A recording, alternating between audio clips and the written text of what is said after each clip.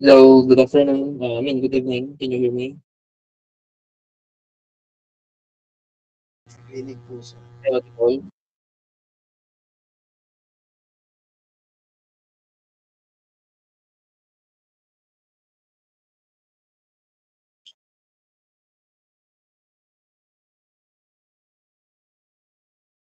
Can you hear me, guys? Pwede sumagot. Rinig po sir.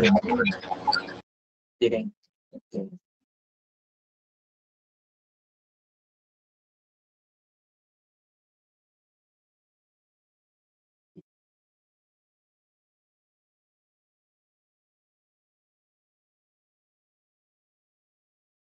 Hmm. Kindly share the link with your other classmates so we can start.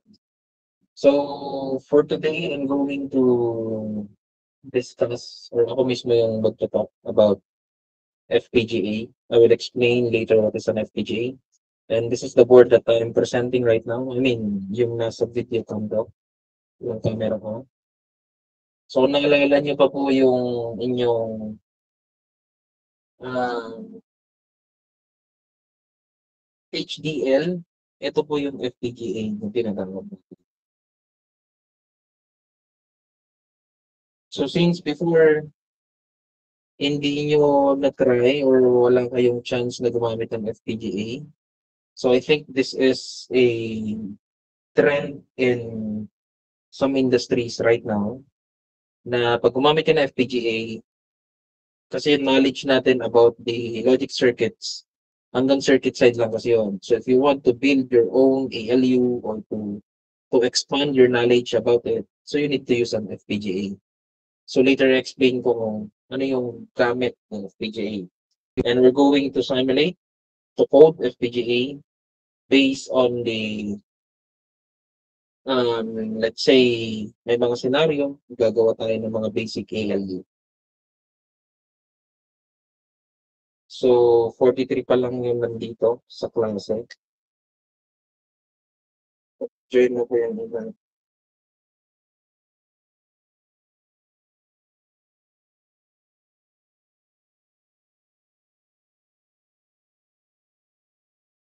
So next meeting, next week, we're going to have our discussions or seminar about Linux. So Linux-based terminals. So meron tayong magiging speaker, which is alumni on that day. So kindly take note. So ang gagawin natin, gagawin ko siyang hybrid. May mga students na papasok. So siguro yung may schedule that day. So papasok po kayo. And yung ibang section would be joining online. Okay? Kasi hindi tayo kasya dun sa room. Then that would be 2 sessions. But for the time, that is only from 5:30 to 8:30. Yun yung range nung time na yun. Then, for dalawang session, so parang dalawang Wednesday yung naging usapan ng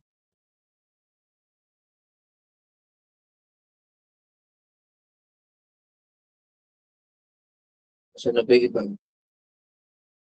Meron ba ditong magkakasama? Kasi kailangan kong kunin yung attendance mo.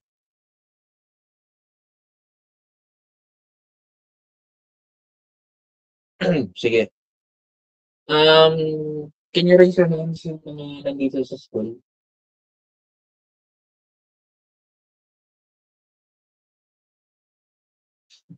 Yung wala dito sa loob ng department. Sino?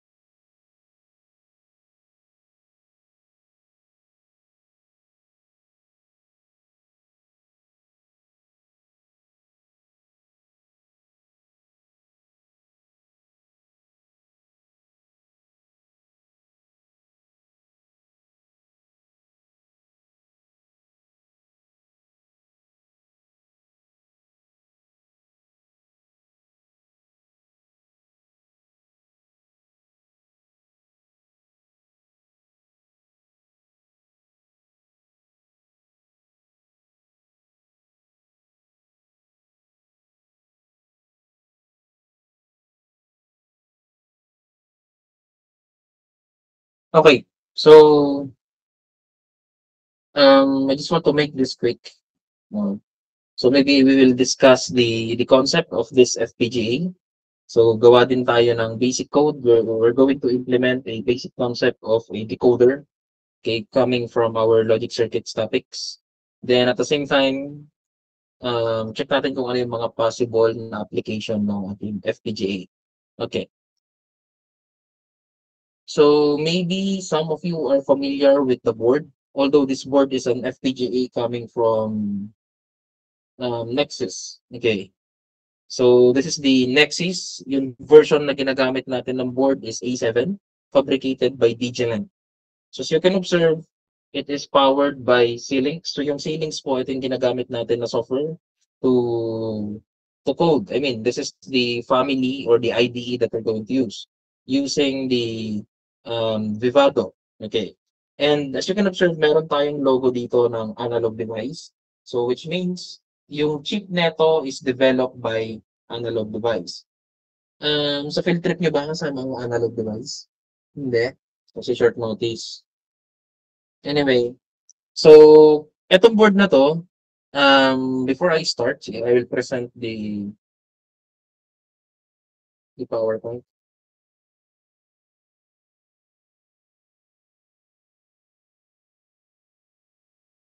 So for a minute.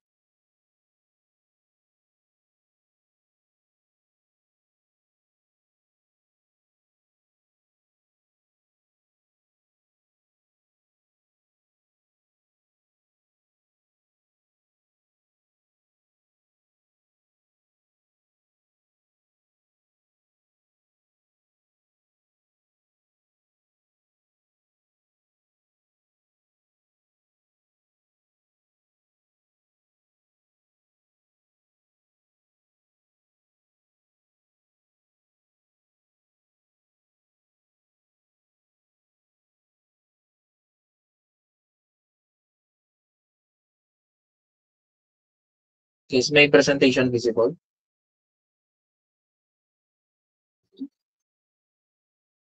Yes po, sir.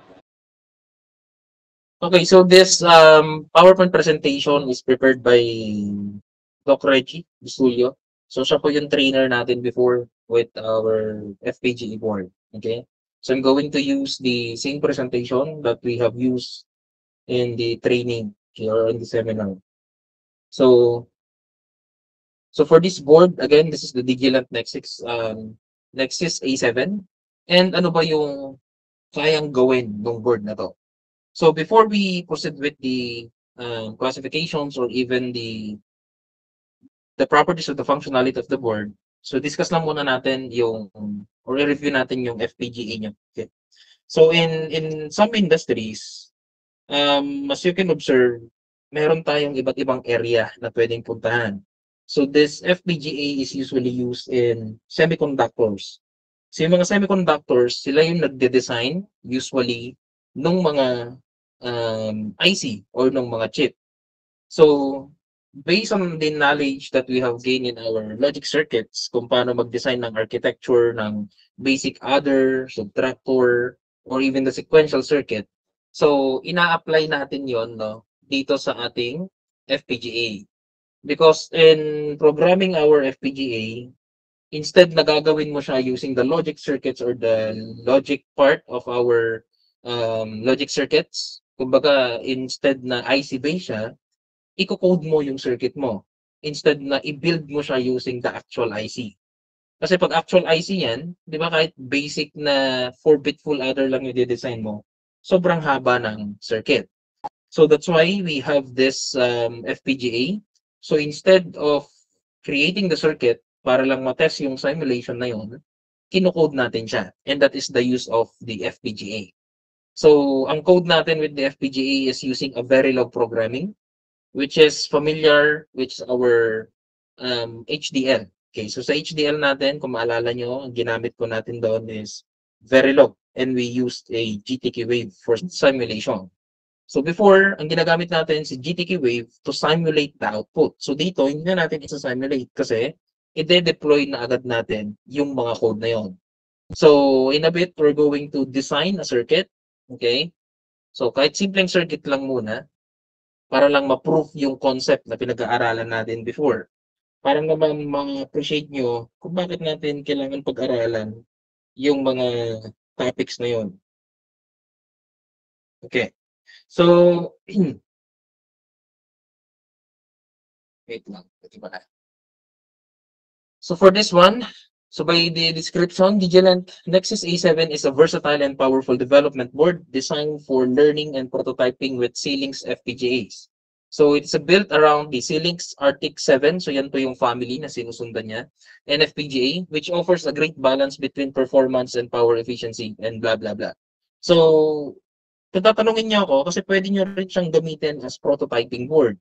Pero usually, mas nasanay kasi tayo sa mga microcontroller. Di ba? Yung mga microcontroller like Arduino, ESP32, or we can use other processors like Raspberry Pi, o yung iba gumagamit na lang ng mini PC or etc. So this Xilinx or this board is actually a microcontroller board. Pero meron siyang ibang capability na wala yung ibang microcontroller board. Okay, and especially of course yung kanyang versatility in terms of the multiplexing. Kasi pwede tayong mag-multiplex and we can maximize all of the pins. Okay. So, for the memory, we have 128 megabit. Okay. With the using of a DDR2. So, mas mabilis yan comparing to the other microcontroller. And we're using a serial flash for our saving of data and micro card FP2. So, para dun sa mga data collection na pwede i-save yung mga data nyo. Okay? And for the simple user input and output, we have 16 switch as you can observe or as you can see in my video. Meron po tayo ditong 16 switch na nandito sa baba. Yan yung mga slide switch. We have 16 LED.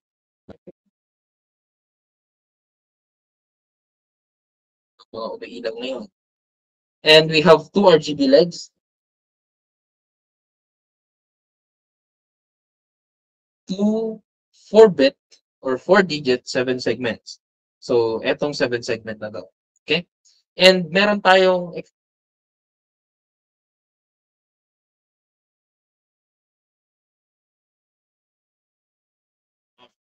and output pins. So, parang yung gamit natin kay Arduino or sa ibang microcontroller natin. So, pwede rin natin siyang gamitin. Okay?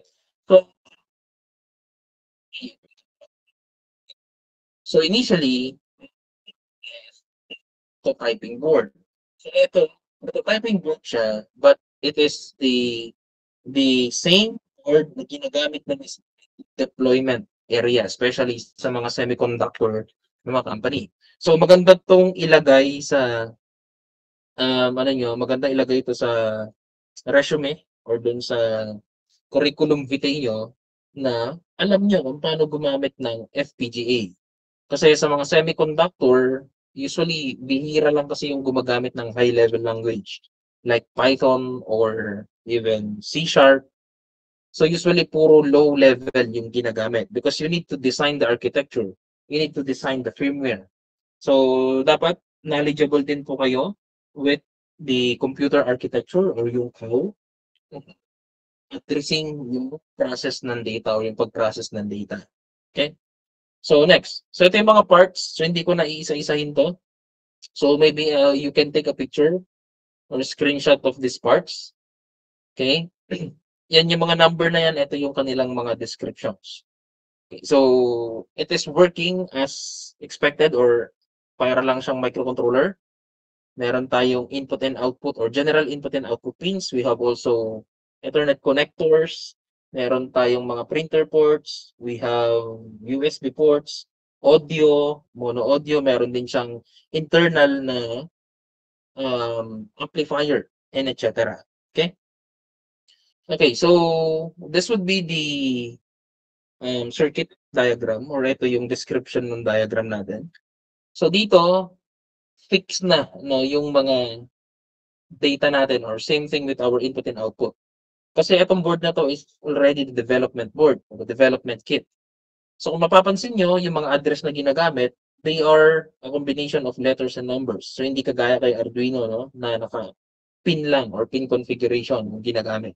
So dito we have LED connected with a protector resistors, and meron din tayong SPDT, single pole double throw na mga switches, which is connected from J15 going to V10. Tapos yung iba naman dito, like we have the buttons, itong buttons that is connected to P17 to N17. So kung lalapitan natin yung board natin,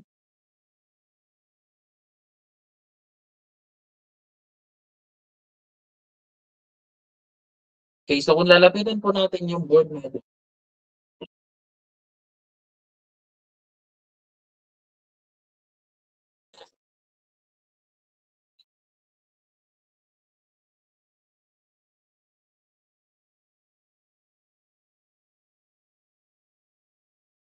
yan, sa board na yan.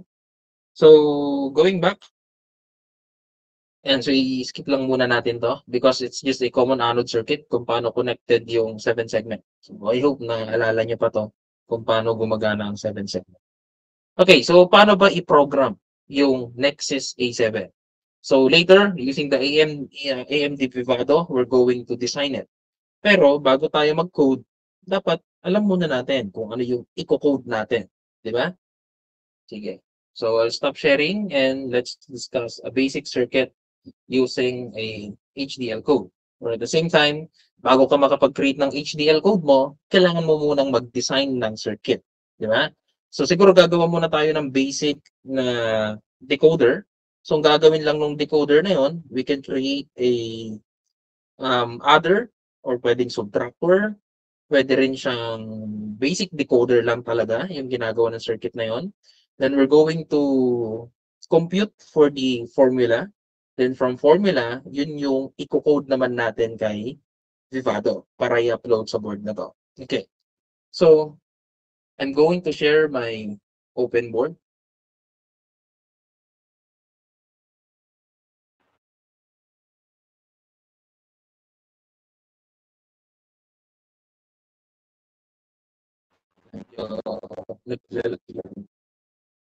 Natin.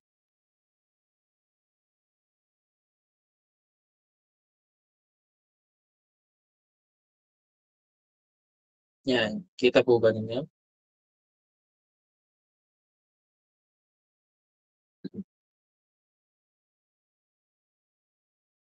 Visible po ba yung open board? Oh, Yes, yes po, sir. ano, yes, boss? Ano, yes, boss? Oh, yes, boss. Ano, yes, boss? Sige, anyway. Okay, so this would be our, review lang natin muna yung mga basic circuits natin, no? So for our basic logic circuits, so meron tayong pinakatatlong basic, diba? We have our AND circuit. Wait lang, pagpasensya nyo na kasi nag-aral ko pa lang itong paggamit ng ano, ng, hindi ko alam to, one boga to.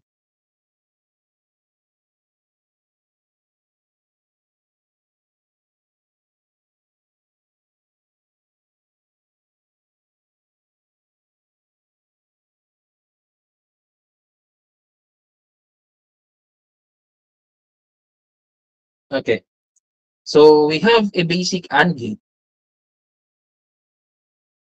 and at the same time, we have a OR gate and a NOT gate. Okay. So with these circuits, di ba? Pag AND yung ginagamit natin, we have this symbol. Okay. And pag OR naman, we have this symbol. Saan siya na? And pag NOT naman, we are using this symbol. Okay? Yan. So, yung truth table natin dito, siguro alam niyo naman kung ano yung truth table ng AND natin. So if we have a combination of 0, 0, okay, then we have a 0, 1. Teka, pangit na sulat ko.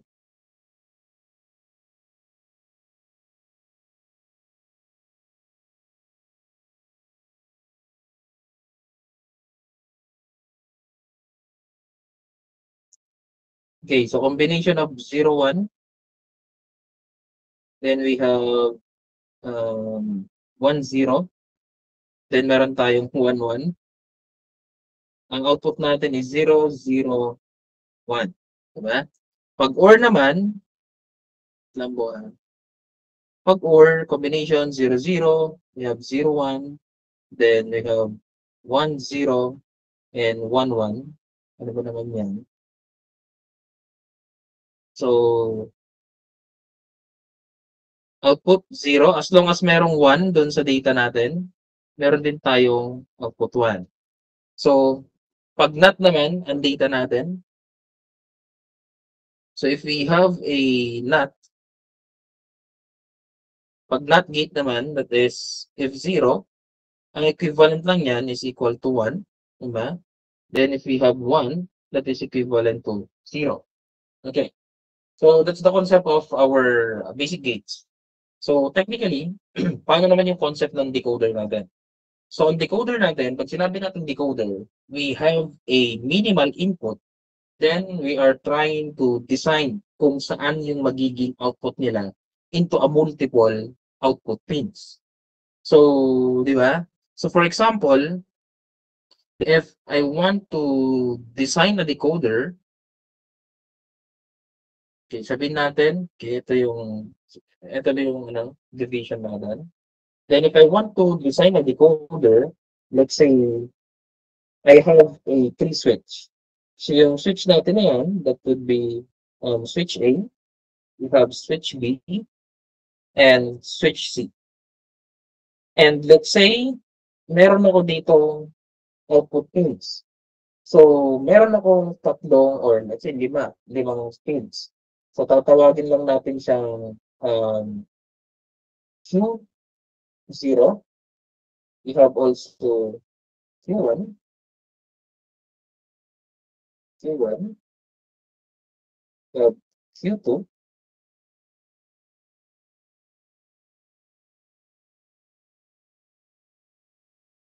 Q3, and uh, Q4. Okay. So, given that, for example, kung ang combination natin, kung ang gusto natin, ang combination natin is 0, teka lang nahirapan mo. Huwag na muna tayong magganto ng mag-Excel na lang ako para mas maintindihan.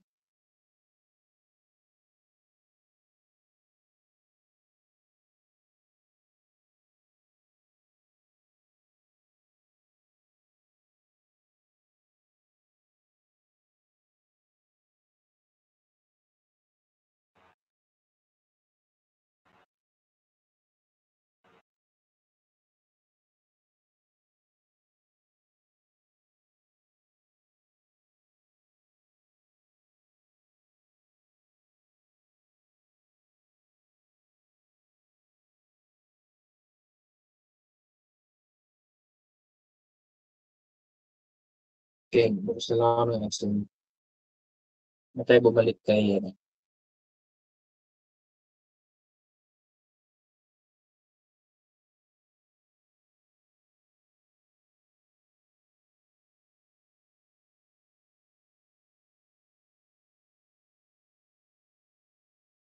Okay, so going back, let me share again my screen. So, ka na rin entire screen mo.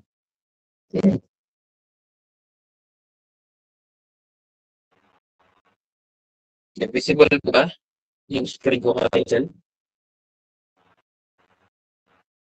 Visible? Chong yan? Hindi pa po, sir. Ano? Hindi? Kita ko rin ba? Sir, medyo choppy po kayo, sir.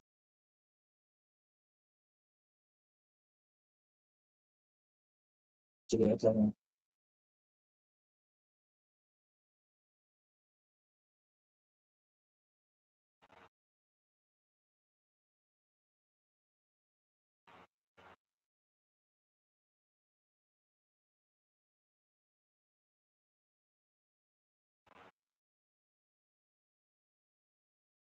Yan. Sige. Ito, kita na po. Opo, Okay sir. na? Visible na po. Visible na po. Okay. So, for example, like what I was saying, so kung meron tayong 5 output tapos 3 input, kung pipiliin natin kung saan natin ilalabas yung mga data na to, so we want to design a simple decoder. For example, kung ang combination natin is, let's say, 0, 0, saan mo gusto naka-on? Let's say, I want my Q0, siya yung naka-1. The rest, pwede natin siyang i-turn off. Di ba? So, if my combination, let's say, is 0, 0, 1, so sino naman yung naka-turn on? So, pwedeng si Q1. Di ba? So, si Q2, 3, 4, and 0, naka-turn off sila. Sige, lalagyan ko po ito ng divider para mas kita natin. Left border.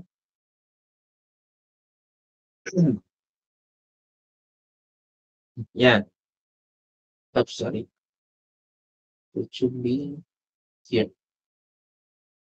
Okay, so for example, kung ang combination naman natin is 0, 1, 0, ang magiging output natin, let's say, gusto ko naman na kay Q2 siya.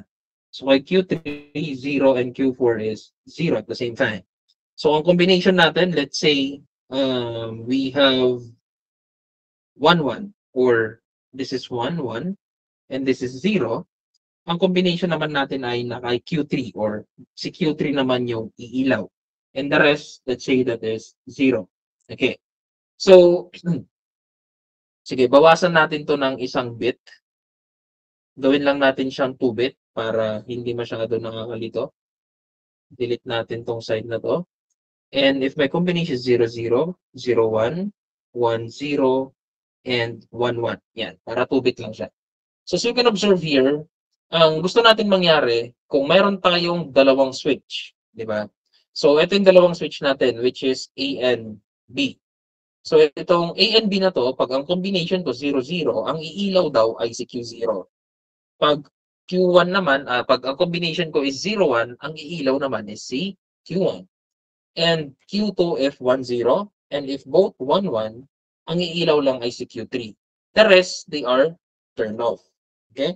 So, nakapatay lahat ng data. So, initially, ang kailangan natin makuha dito ay yung equation. Okay? So, we need to get the equation for each data or for each output para makuha natin or malaman natin kung ano yung isusulat natin doon sa code. Di ba? So, coming from your learnings or kung meron pa mang, kung naalala nyo pa man yung HDL nyo, kinocode natin to using Verilog. Okay, but we need to get the equation. So, remember, na kailangan muna natin kunin yung equation ng Q or Q0. So, ano yung magiging equation nito? So, given that, let's say, ito yung K-map. Sige, try natin siyang i-K-map. Although, 2-bit lang naman yan, hindi mo na kailangan dapat mag-K-map. Pero for the purpose of this discussion, gawin natin siyang or ilagay natin yung K-map. Okay, so for example, this is my yung NOT natin, ganito na lang yung gamitin ko or yung sa isa. So A NOT, B NOT, okay?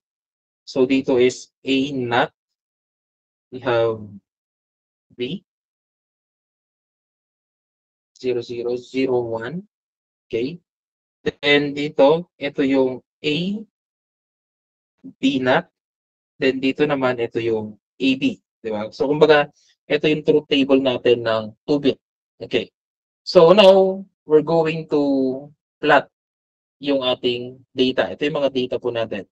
So maalala nyo pa yung inyong K-mapping solution ng 2-bit, di ba? Paano ba natin minamap? So initially, ang value ng ating mga data, for example, this one, this in decimal, ang equivalent na ito, ito yung 0, ito yung 0, ito yung 1, ito yung 2, and ito yung 3. So kung i-convert natin ngayon yung combination natin ng 0, 0, anong decimal value nito? 0. Ang 0, 1 is 1, ang 1, 0 is 2, and ang 1, 1 is 3. Okay. So i-map natin muna si Q2 or si Q0. So anong nakamap or ano lang yung nakamap kay Q0? That is 0. So initially siya lang yung naka 1. Diba? The rest, that is 0. So if we're going to get the equation of this one, titignan mo lang kung saan siya nakatapat. Diba? So saan ba siya nakatapat? Kay A na, B na. So ang equation natin kay Q0, this must be equal to Q0 is equal to A naught, B naught. Okay, yan na yung equation niya. So pagdating naman kay equation 2 or kay Q1, kanino ko siya nakatapat? Kay 1. Diba? So magwa 1 to. And ang magiging equation ko ngayon would be Q1 is equivalent to A not B. And dito kay Q2, shortcut na po natin kasi nag-gets nyo naman na yan. So we have for Q2, ang naka-not or ang naka-1 lang ay si 2, which is this one. Ito ay 0. So technically, this is A, B, not. And lastly, kay Q3, so equation natin kay Q3 is equal siya kay AB. Okay? Kasi ito yung magiging Q3 natin. That one. Okay. So now, we have these equations. So itong equation na to, if you remember, meron tayong two ways on how to program this equation. We have the data flow circuit and meron tayong gated. Diba? So, yung data flow or gated, pag ang ginagamit natin is gated, yun yung paggamit ng open and close parenthesis tas ina-assign. Pag data flow naman, yun yung paggamit ng mga symbols like and. So pag not, ito yung symbol ng not natin. Yung symbol na yan. Diba? So not. Pag and naman, that is the ampersand. Then pag or, ito yung yan, yung parang I don't know the name of this one. Pero yung straight line. Okay? Yung straight na data. So, for now, we need to write the equation. I mean, we need to write the code para dito sa module na to. So, maybe we can write the code in our Verilog programming. Tapos sa Verilog, dun natin siya iti-test. Then we're going to upload to our board. Okay, so ngayon meron na tayong equation. May mga equation na tayo. So now, we're going to open the Vivado. Nakashare naman nata yung buong screen ko, no? Tama ba ako? O yan. Nakashare yung buong screen ko. So this Vivado, yung Vivado naman natin, ito yung ginagamit natin to write our code and to use this to upload our code doon sa ating FPGA. Wait lang, ayaw mag-open. Vivado 2024.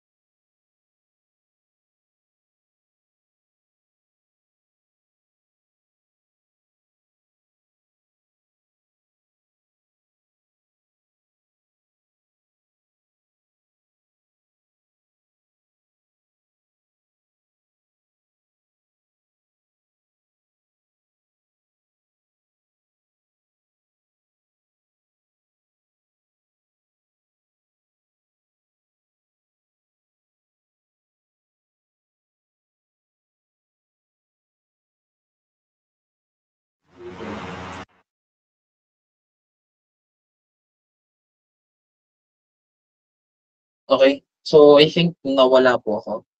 Ano, Sparrows, nagkakape ka na? Deep break? You need a break? Ayos ano. May audible, guys. Audible po kayo, sir. Oh.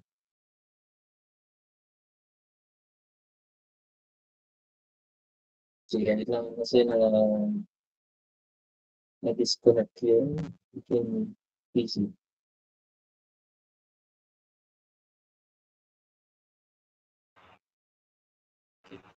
So, I'll share again my screen. So, nasa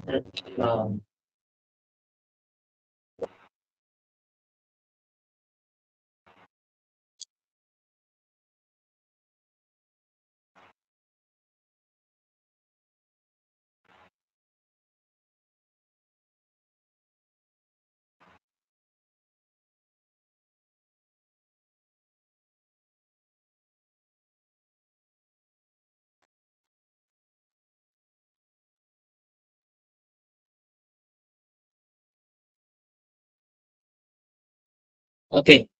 So, going back, let's now create a project. So, pangalanan ulit natin to. So, we'll name it as a decoder. Click next. And that is an RTL project. Then, on this side, so kailangan kasi natin ng source. So, itong source na to, ito yung ginagawa natin or ito yung .v file natin or yung Verilog file. So, I'll just name it as a decoder again. Okay. Then just click OK. Then, next is we need now to create our constraints.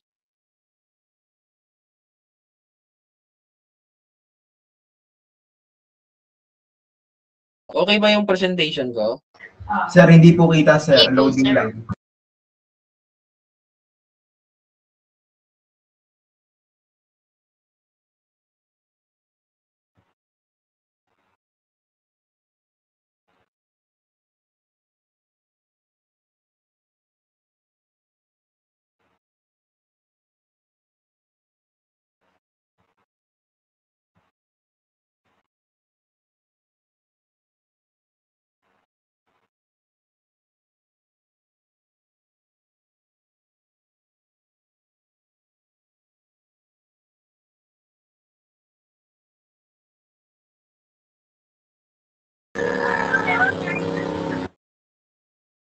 Nalaglag na nga. Ngayon, okay. Kita niyo po ba? Loading pa din.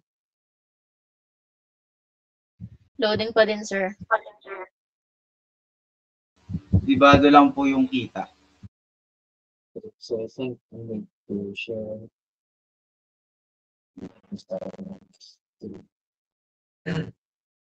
Makita lang yung butang.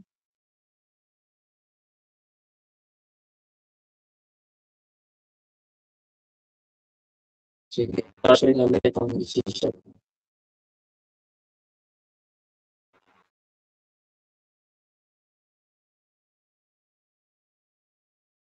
Okay. No, okay. Diba? Sabi niya, pag may problema, doon agad natin ng parang. You can now view itong window natin. Sir, apo, kita na yung new project. Gumagalaw na. Okay, so now, since we have created our .v file, so kailangan naman natin i-create yung constraints. Okay. Yung constraints po natin ay parang ito yung GTK wave natin or ito yung test bench na ginagawa natin before. So for these constraints, this time, ang constraints natin is we are linking our code with the actual circuit na meron tayo dun sa FPGA. So I'll just name it as my decoder underscore test bench or TB. Then just click OK. Then just click next and next. Oh, sorry, balik tayo. Because we need to select the category. Kailangan natin piliin yung board. So yung board na ginagamit natin is RTX 7, that is the family. And for the package, that is 324. Then for the speed, that is -1. And for the temperature, we don't need to select that. So, ito yung board na ginagamit natin. That is the XC7A100 TCSG324-1. So, ito yung meron tayong board as of now. So, just click next, then finish. So, para magawa yung pinaka-layout natin. So, for the module definition, so dito wala naman tayong kailangan ilagay kasi wala pa naman tayong siniset na input. So, just click OK. Okay. So, now, we have our project manager. So, ito na yung magiging interface natin. That what we need to design is the decoder.v. So, kung maalala nyo, ito po yung dinedesign nyo kay Notepad. Okay? So, sa Notepad natin, ito yung nilalagyan nyo ng mga code. So, initially or technically, yung code natin na gagawin or sinolve natin kanina kay Excel, and then we're going to use that or to apply that in this .b file. Okay. So, we need to set our inputs. Okay, yung inputs natin, according to our decoder circuit, meron tayong A and B. So, yun yung magiging inputs natin. So, to code it, pwede ba natin itong i-zoom? Hindi natin pwede i-zoom. So, gamit na lang ako ng magnifier. This one. Okay. Yan.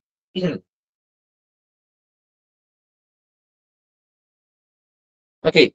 So, for our code, we need to define our input and output, right? So, yung input natin, meron tayong dalawang input. So, we have our input A and we have our input B, right? And for our output, so meron po tayong ilang output? 4. So, for our output, that is output, we have Q0, okay? Q0, we have also Q1, meron tayong Q2, and lastly, we have Q3. Okay, so that is now our input and outputs. So for our formula, so paano natin ina-assign? Okay, so this time we're going to use a gated level, okay, or sige, data flow na lang mas madali, no? Gagamitin natin yung mga symbol natin. So, to do that, we're going to assign. Okay, so ano yung i-assign po natin? So, using the assign keyword, kailangan natin i-assign yung mga equation na nagawa natin. So, for example, so we need to assign Q0. Na ang Q0 natin, ang formula natin, according to our solution kanina, that is A net, B net. So, A net, and, kasi and siya, that is B net. Okay. Yan. So, balikan natin to. That is A net, B net. So, ang Q1 natin, A net, B.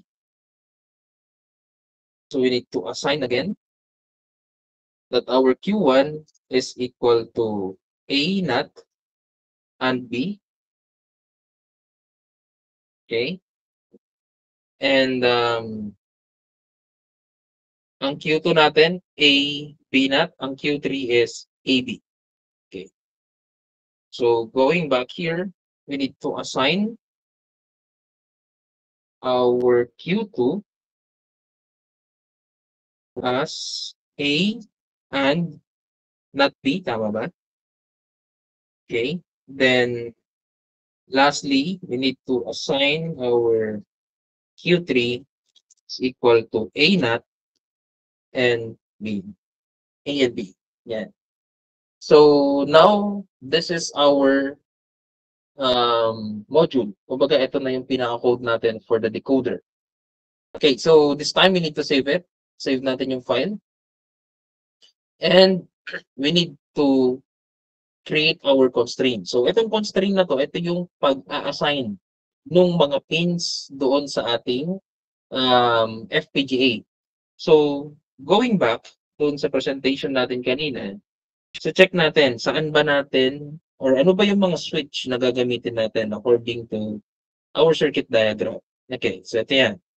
So, maybe we can use input or switch 01, which is J15 and 16 as our input. And para sa LED naman natin, maybe we can use this for LED 11, 12, 14, and 15. Okay, so para makita natin. So dito naman sa circuit natin or sa FPGA, placement natin, ito siya, to the rightmost part. So, tignan niyo yung video ko. Kita niyo ba? Wala pala. Yan. Okay. So, tignan niyo yung video ko. So, etong side na to, ito yung J15 natin. Then, papunta siya doon. So, yung LED naman natin, gamitin natin yung nandun sa dulo. Okay? So, itanong ko lang muna lahat. Yung nakikita niyo pong code ngayon, yan yung initial o yan yung parang reset code ng ating data. Off ko lang yung ilaw. Ano yung nakapit dito? Okay, so for example, ito switch na to. And yung P16 yung tabi niya lang, which is itong switch na to. Okay? So yung ilaw naman natin, ito, naka-SMD dito sa taas. Kaya hindi niya makita ng malaking LED kasi SMD siya yan, yung ilaw na yan. Okay, na SMD na LED yan. Okay? So, to create our constraints, so kailangan natin i-assign yung mga constraints na yan. So, I will open because I prepared the code for the constraint. So, copy ko lang itong part na to. Then, you're going to write it in our code. Okay.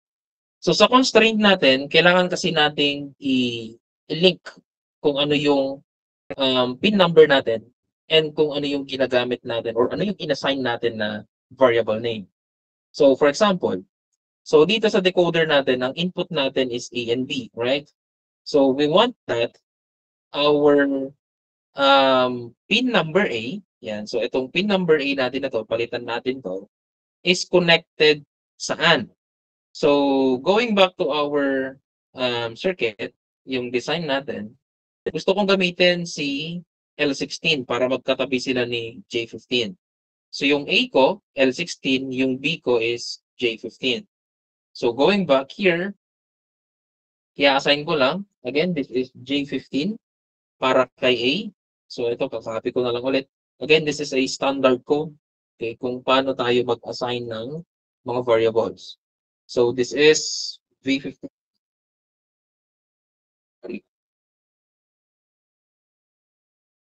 Yung isa pala, ito pala ay L16. Sorry. This is L16. And yung para sa B naman, this is 10. So, this is my switch B. Okay.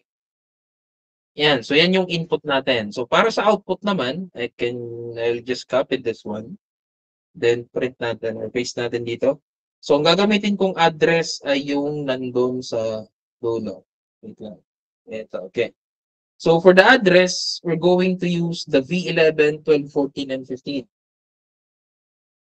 Pinakadulo natin ay si V11. So, dapat si V11, according to our Excel file, mas maganda kung nasa dulo ay si Q0, di ba? Para yung pinakadulong LED siya sa si V11. So, si V11,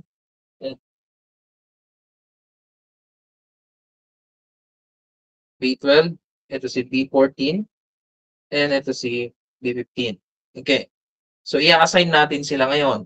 So, going back to our code, so, ilitan ko na lang, paki-zoom na lang po sa part niya. So, my V15 or V11, that is my Q0.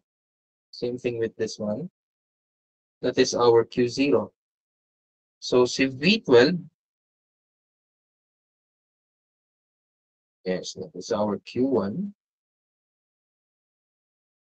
So, copy na lang natin itong buong to. Then, you can paste it here. So, we have V14, that is Q2. Then, kay V15, siya yung Q3 natin. Okay. So, we have Q3. Yan. So, ito yung code for the constraint. So, parang inassign lang natin kung ano yung input natin, which is A and B, and yung output natin from Q0 to Q3 to their assignment or respective pin numbers. Okay?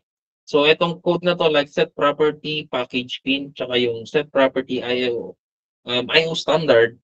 So, parang standard code na yan kung paano i-assign yung constraint natin dun sa code. So, save lang natin to. Okay? Then, balikan natin ngayon. Okay. So, we need to run the synthesis. So, we're going to run the synthesis. Then, just click OK. Para ma-check natin kung may mga problems dun sa code. So, medyo matagal lang yung pag-run ng synthesis. I don't know why. Maybe because of the Vivado mismo. So, yung progress natin nandito sa taas. So, that is the running synthesis design. And in a bit, I will show you the content of the memory. Kasi, nung nag-discuss tayo last time, puro concept. Pero dito, mayroon kasing simulation na kung saan makikita mo sa loob ng IC mismo kung paano kinocode or paano ba naka-assign yung mga code na yon into their respective logic circuits pins. Okay?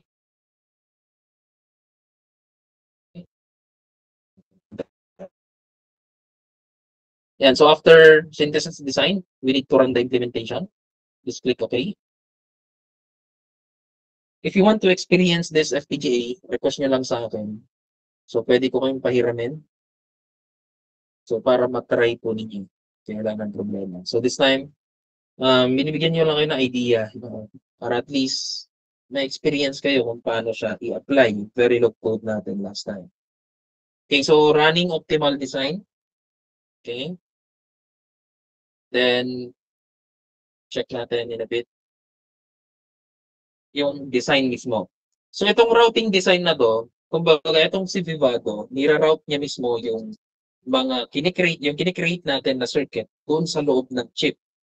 So, later we can simulate kung ano yung content ng chip na yun. Okay, for example, this one. So, we want to open the implementation design.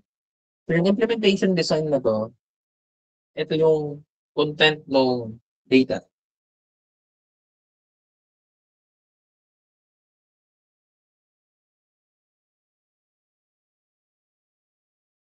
Okay, so as you can observe, yan. So, ito kasi yung chip natin. So, yung nakikita yung chip dyan, yung merong sticker ng 100T na RTX 7, ito yung content niyan. And if we're going to zoom, tignan nyo kung ano yung content niyan sa loob. Yan. So, sa kada isang chip, ito, ibig sabihin, ito yung bell. Ang tawag kasi natin dito, these are our CLB. Kaya yung mga CLB na mga circuit natin. So, kumbaga, sa isang chip or sa isang part na ganito, yung isang slice, sabi na isang slice, they are connected or they are build or meron silang capability. Makikita mo meron tayo ditong mga decoder or meron tayong multiplexer. Yan, di ba? Multiple input, then minimal output. Ito sa multiplexer. So, meron din tayong mga XOR na circuit and etc. So, yan yung content ng chip natin. So, initially, yung code natin, saan siya pumunta? Di ba? So, makikita natin dito, meron tayong mga respective na mga parts na kung saan na-upload yung code. Yan, kunwari, dito.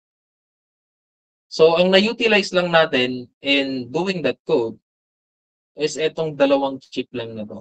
Okay? Yan. So, dito lang nakalink yung dalawang instruction or yung mga code na ginawa natin. So, ito lang yung na-utilize nila. So, pag mas madami tayong code, syempre, mas madami tayong ma-utilize na mga pins. So, imagine, no? So, ilan kaya gaano kaya kadaming CLB yung meron tong buong board na to. Okay? So, yun yung content ng memory. Okay? Yan. So, pagdating sa industry, ito po yung tinitest o ito mismo yung ginagawa. So, kasi sa loob ng memory mo, yan, meron na tayong view ngayon. Ito yung content niyan. May mga ganyan data. So, pag pwede pa natin sanang i-zoom to, di ba? Makikita mo pa yung content ng multiplexer mo. Okay? So, anyway. So, going back. So, after natin makita yung implementation design, we need now to run our bitstream. So, we need to generate our bitstream. Bakit bitstream? Since, as you can observe, yung mga chip na yan, syempre hindi naman nila maiintindihan yung Verilog code mo. So what we need to do is to convert those Verilog codes into a binary code. Diba? Itong generate bitstream na to, it means we are converting this bitstream into our binary codes. Okay. So just click OK. Then generate lang natin onto yung bitstream natin. So running write bitstream.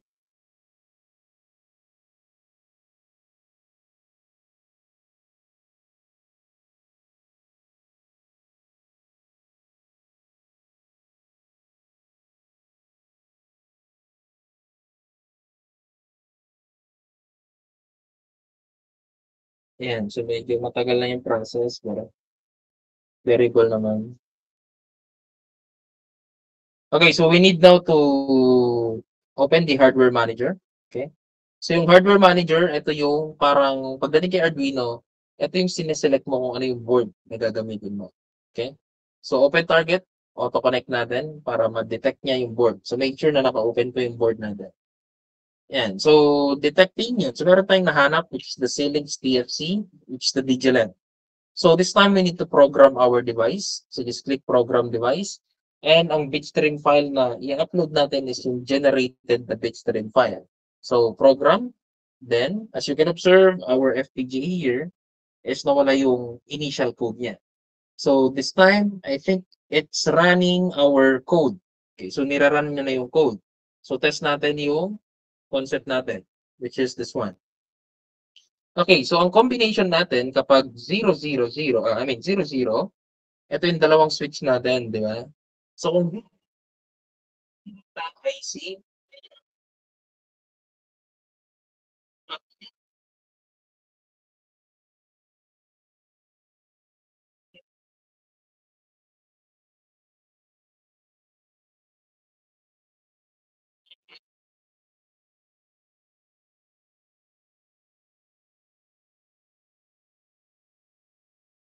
technically, yung code natin or yung generate natin na combination or yung equation, so nandito na siya ngayon sa pinaka-board natin. So kumbaga, uploaded na siya dito sa board or dito sa code natin. So that is how we code from the basic concept. Itong nasa Excel natin. So kaya importante yung mga equation na to kasi ito yung kinocode natin on the Verilog side. Okay? So before we discuss another example, para mas ma-appreciate nyo yung combination natin, so may question po ba tayo? Do you have any questions?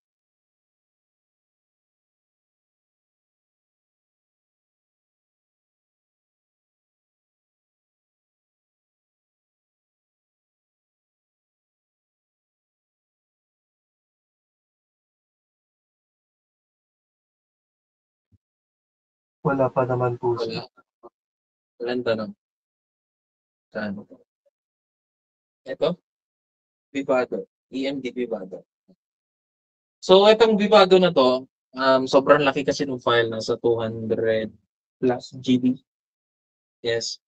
So, for industrial use kasi siya or for enterprise. Pero meron naman siyang standard mode which is nasa 80 GB. Parang isang Valorant lang. Isang Valorant file. Hindi ko alam eh. So, pwede nyo naman install kung gusto nyo.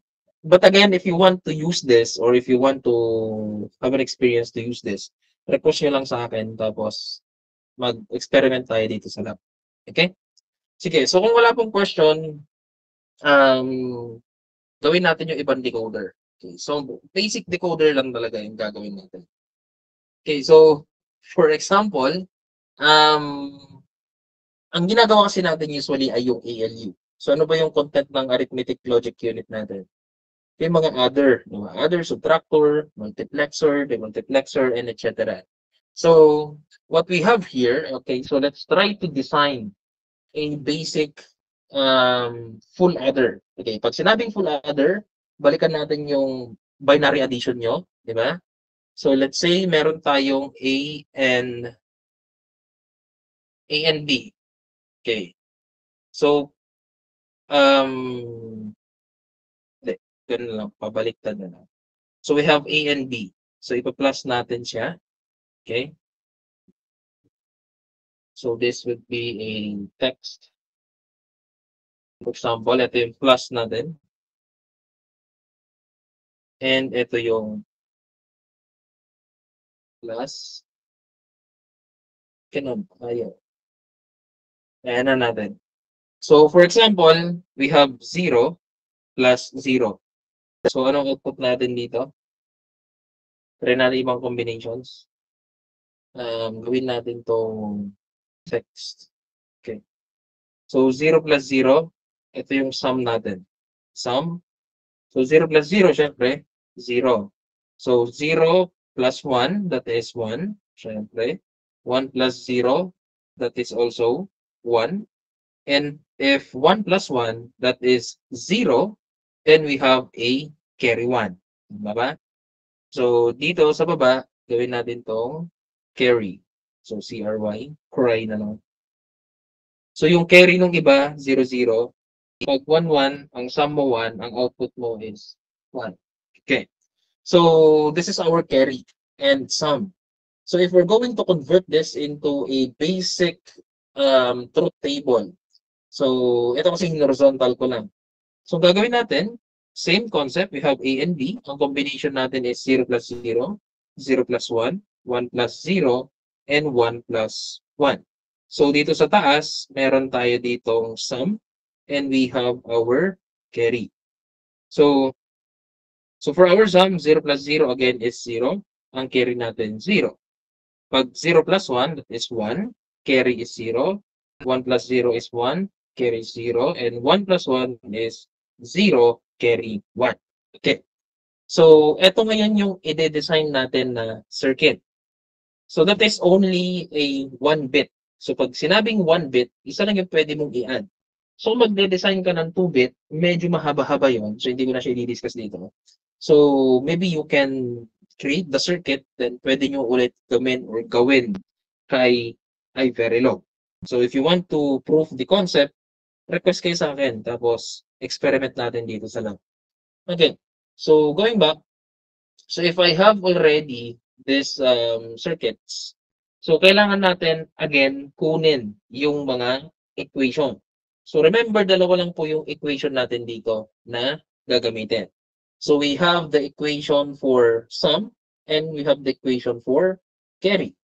So, if I'm going to use this truth table, okay, ito yung truth table natin kanina. So, ipa-plot ko si sum. Okay, so si sum natin, naka-plot siya kay 0, 1, 2, 0, 1, 2, and 3. So, si sum, 1 and 2 ay equal to 1, the rest 0.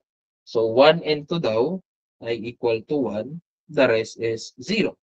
So, ano yung magiging equation natin kay sum? So, ano yung nakatantos? That is A not B plus AB not. Okay. So, if we're going to observe, yun ay XOR. Tama ba? Sige, ilagay natin. So, this is A not or A not B plus A B not. Yan. So, ba't di ba ito ay XOR to? Okay. So, hindi siya equal. This is plus. Okay. So, ito naman, itong carry natin, this is, kung ang naka-plot dito ay si 3, this is 0, this is 1, and this is 0, that is AB. Okay, so naka-add lang si AB. So, technically, sige, nakalimutan ko yung conversion ng XOR. So, try natin i-search. XOR symbol.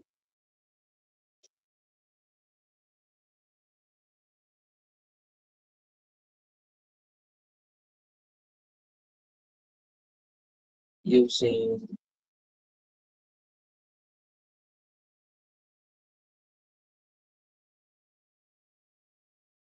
gated. Okay, try natin using gated.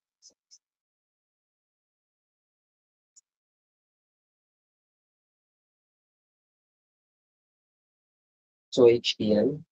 So I forget the symbol that we're using for XOR.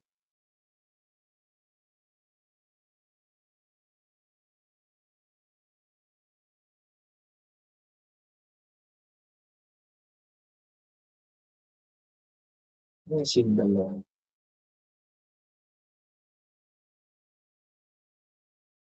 Created ba? So try natin data flow.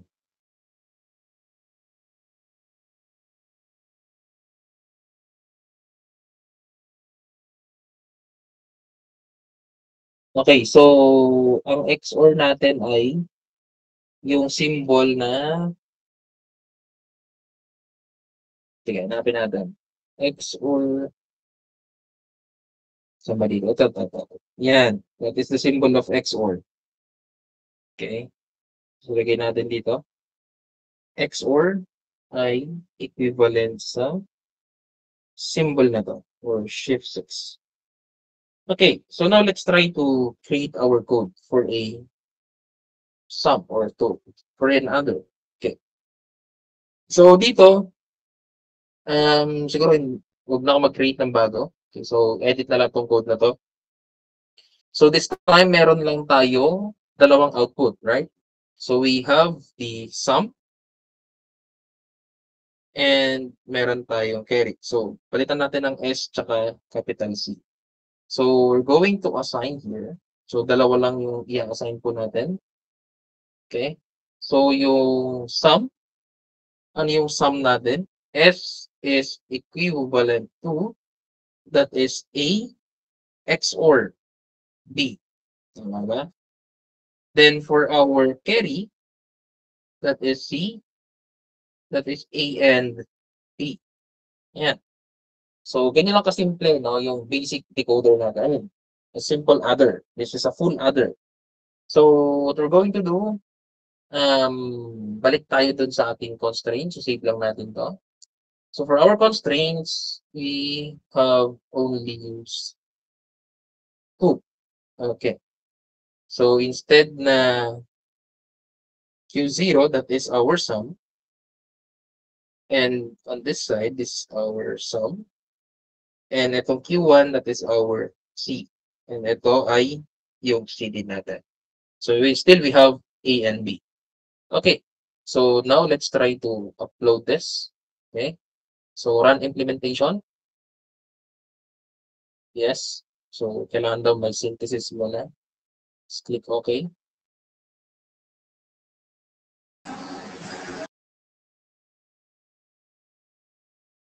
So then lang natin, then going to test our circuit.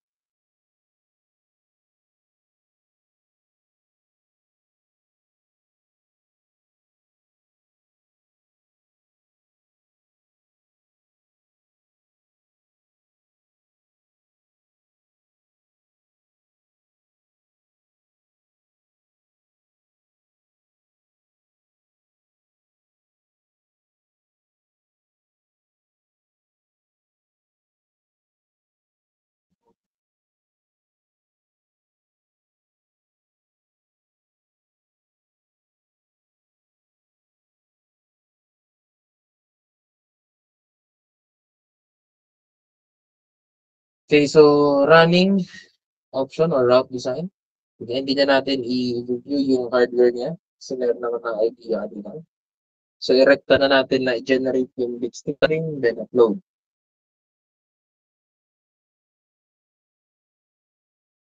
So yun na yung mga ano dito, mga nag-3D print na pa. Gumamit na ng printer, and etc.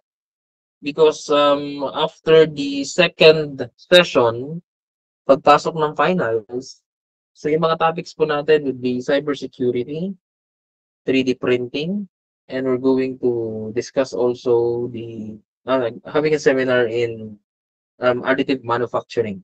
Okay, para at least meron kayong idea kung paano ginagawa yung mga. Okay, so balik tayo sa Vivado. Okay, generate bitstream. Okay. Okay.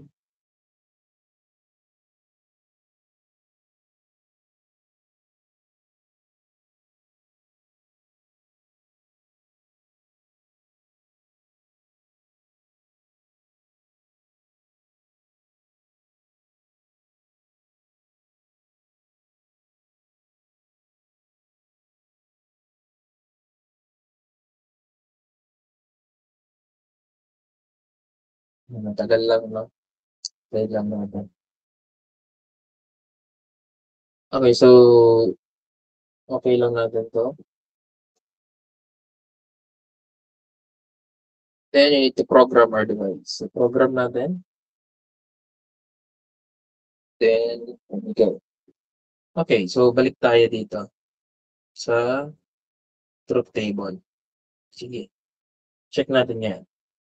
Okay, so our combination, ito meron tayong dalawang switch. So, gamit pa rin natin yung dalawang duda doon. No? So, if 0, 0, syempre, sum is 0 and carry 0.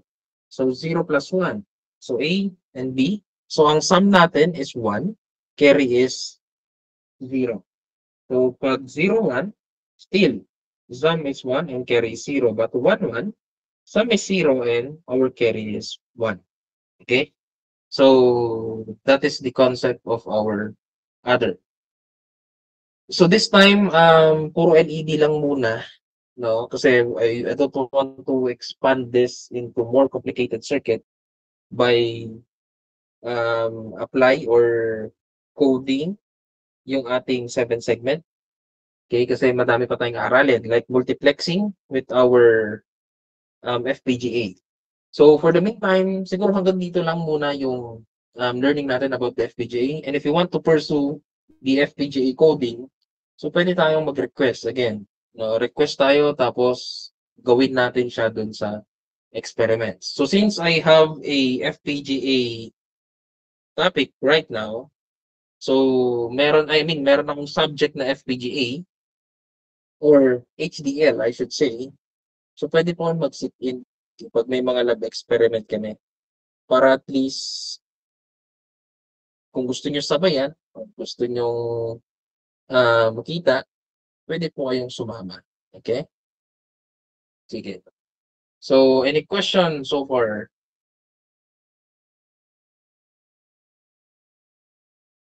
Any question? I hope na-appreciate nyo yung use ng HDL natin last time. Kasi puro lang tayo simulation, di ba?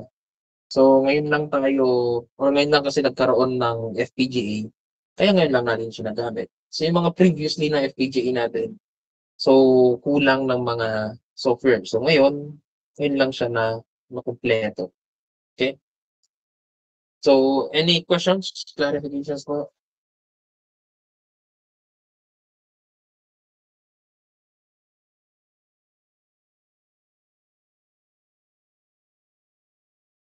Okay. No questions on my end naman po, sir. Sir, clarification lang po. FPGA ito or muna. FPJA po? Ito. Data flow.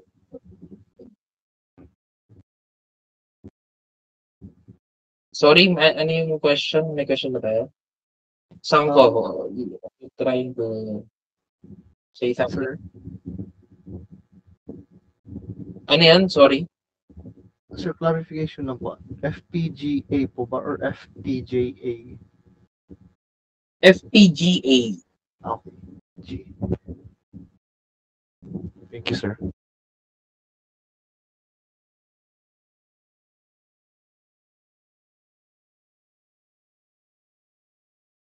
Hindi ako mahanap ng logo. Pero, for the meaning, that is the field programmable gate array. Okay. So, kaya kung mapapansin nyo, yung content ng chip natin kanina, those are multiplexers or those are boards or yun ay combination ng mga circuit. So, kumbaga, instead na gagawin natin yung circuit in actual, i-code na lang muna natin. Okay, para at least, kung gagawa ka ng sarili mong IC, yung firmware nun or even how the IC works or the functionality, so dito mo siya sinasimulate. Okay?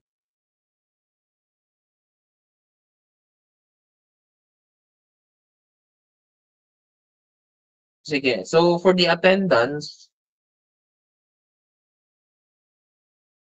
sige, isa-isahin ko na lang yung attendance dito. That is per section.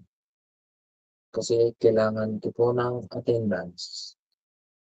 Okay, so unahin muna natin itong section ng Wednesday.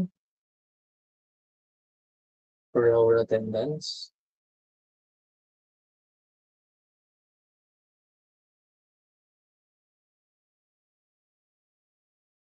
Atienza, Banta.